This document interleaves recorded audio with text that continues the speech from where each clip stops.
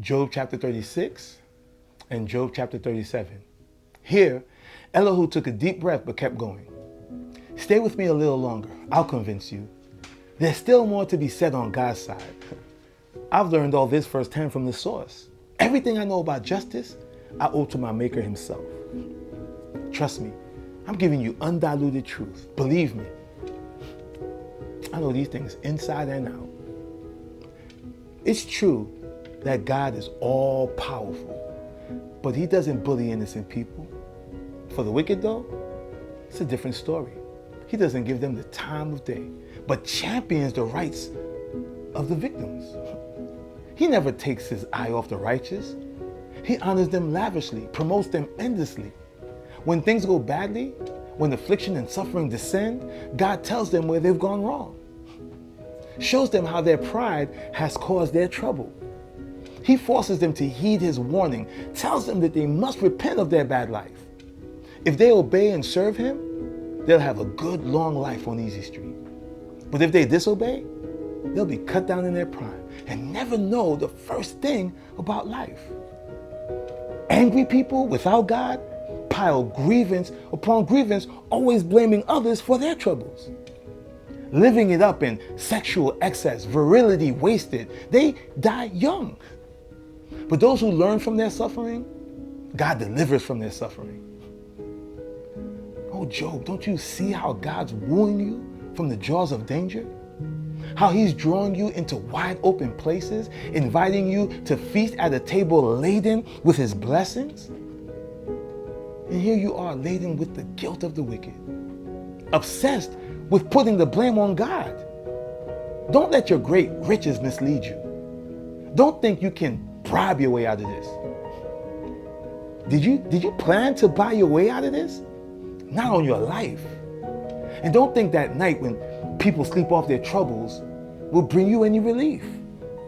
Above all, don't make things worse with more evil. That's what's behind all your suffering as it is.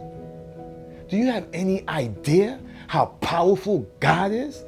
Have you ever heard of a teacher like him? Has anyone had to ever tell God what to do? Or correct him saying, you did that all wrong? Remember then to praise his workmanship, which is so often celebrated in song. Everybody sees it. Nobody is too far away to see it. Take a long, hard look. See how great he is. Infinite, greater than anything you could ever imagine or figure out. He pulls water out of the sea, distills it, fills up his rain cloud cisterns. Then the skies open up and pour out soaking showers on everyone. Does anyone have the slightest idea how this happens? How he arranges the clouds? How he speaks in thunder? Just look at the lightning, his sky-filled lightning show illuminating the dark depths of the sea. These are the symbols of sovereignty, his generosity, his love and care. He hurls arrows of light, taking sure, accurate aim. The high God roars in the thunder, angry against evil. And whenever this happens, my heart stops. I'm stunned. I can't catch my breath. Listen to it. Listen to his thunder, the rolling thunder of his voice. He lets loose his lightnings from horizon to horizon, lightning up the earth from pole to pole. In their wake, the thunder echoes his voice, powerful and majestic. He lets out all the stops. He holds nothing back. No one can mistake his voice. His word thundering so wondrously, his mighty acts staggering our understanding. He orders the snow, blanket the earth, and the rain, soak the whole countryside. No one can escape the weather. It's there. And no one can escape from God. Wild animals take shelter, crawling into their dens.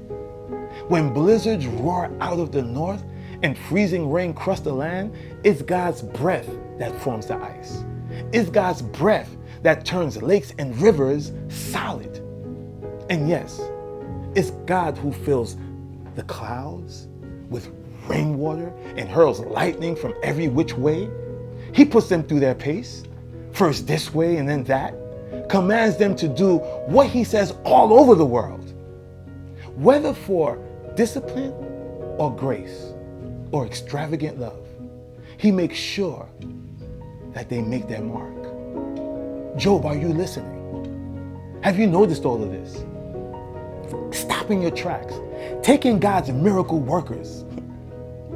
Do you have any idea how God does it all? How he makes bright lightning from dark rain clouds? How he piles up the cumulus clouds, all these miracle wonders of a perfect mind? Why, you don't even know how to keep cool on a sweltering hot day. So how could you ever dream of making a dent in that hot tin roof sky? If you're so smart, give us a lesson in how to address God. We're in the dark. We can't figure it out. Do you think I'm dumb enough to challenge God? Wouldn't that just be asking for trouble? No one in his right mind stares straight at the sun on a clear and cloudless day. As gold comes from the northern mountains, so a terrible beauty streams from God. Mighty God, far beyond our reach, unsurpassable in power and justice. It's unthinkable that he treat anyone unfairly. So bow to him in deep reverence, one and all. If you're wise, you'll most certainly worship